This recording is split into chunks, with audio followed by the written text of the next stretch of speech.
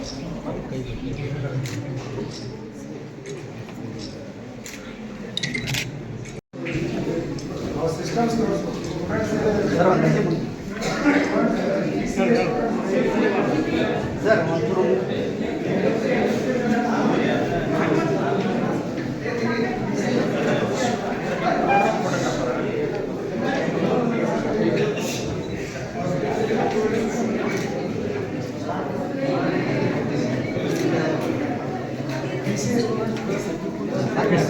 enough.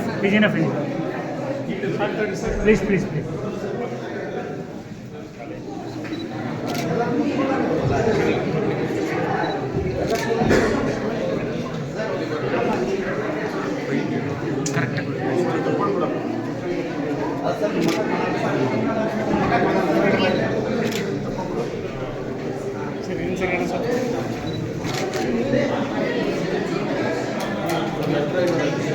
ಅಲ್ಲಿ ನೀವು ಕಾಣಬೇಕಲ್ಲ ನಮ್ಗೆ ಅದಕ್ಕೆ ನೀವು ಕಾಣೋದು ಇಂಪಾರ್ಟೆಂಟ್. ಕಾರ್ಯಕ್ರಮವೂ ಇದೆ ಈಗ ನಂತರ ಅದಕ್ಕೂ ಕೂಡ ಬರೋದು ನಿಜಕ್ಕೂ ಒಂದು ಸೌಭಾಗ್ಯ.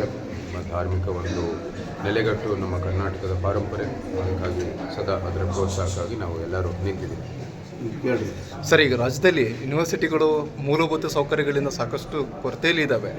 ಅನೇಕದ ಸರ್ಕಾರಗಳು ಬಂದಾಗ ಕೊಡ್ತೇವೆ ಮಾಡ್ತೇವೆ ಅನ್ನೋಂಥದ್ದು ನಡೀತವೆ. ಇವತ್ತು ಹಾವೇರಿ ಯೂನಿವರ್ಸಿಟಿನೂ ಅದರಲ್ಲಿ ಮೂಲ ಕಾರಣ ಆಗಿದೆ. ಅದಕ್ಕೆ ಸ್ವಲ್ಪ ಯೂನಿವರ್ಸಿಟಿಗಳ ಬಗ್ಗೆ ಸರ್, ಇವಾಗ ರಾಜ್ಯದಲ್ಲಿ ಬೇರೆ ಬೇರೆ ರೀತಿಯಾಗಿರ್ತಕ್ಕಂಥ ಚರ್ಚೆಗಳು ನಡೀತಾ ಇದ್ದಾವೆ.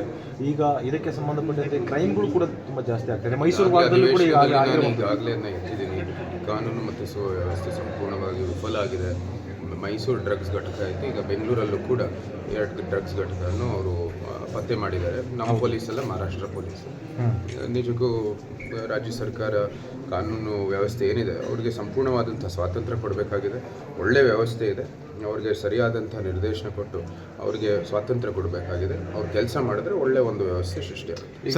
ಈಗ ಸರ್ಕಾರ ಕೂಡ ಹೇಳ್ತಾ ಇರುವಂಥದ್ದು, ಆಮೇಲೆ ಪರೋಕ್ಷವಾಗಿ BJP ಪಕ್ಷ ಕೂಡ ಹೇಳ್ತಾ ಇದೆ, ಮಾಡೋ ಕೆಲಸವನ್ನು ಬಿಟ್ಟು ಬರೀ CM ಕುರ್ಚಿ ಕಿತ್ತಾಟದಲ್ಲಿ ಇರುವಂಥದ್ದು, ಅಭಿವೃದ್ಧಿ ಕಡೆ ಗಮನ ಕೊಡ್ರಿ ಅನ್ನುವಂಥದ್ದು. ಇದಕ್ಕೆ 100 ನಿಮ್ಮ ಸತ್ಯ ಹೇಳ್ತಾ ಇದ್ದೀರಿ.